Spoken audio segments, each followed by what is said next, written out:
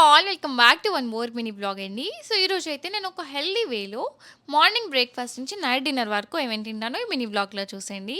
First అయితే నేను breakfast కన్నా ముందు ఒక హెల్తీ స్మూతీతో అయితే నా డేని స్టార్ట్ చేశాను. దాంట్లో నేను ఓట్స్, డ్రై ఫ్రూట్స్, బీట్రూట్ ఇవన్నీ యాడ్ చేశా.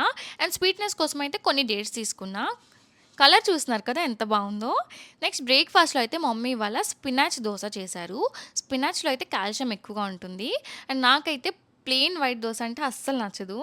లంచ్‌లో అయితే ఇవాళ సోయా చంక్ పులావ్. నాకైతే ఇవాళ లంచ్ చాలా టేస్టీగా అనిపించింది.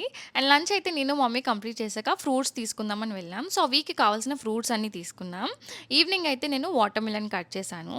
ఇవాళైతే మమ్మీ రా ఫ్రెష్ టర్మరిక్‌తో హెర్బల్ టీ చేశారు. దీంట్లో సోంపు, జీరా ఇవన్నీ యాడ్ చేసి.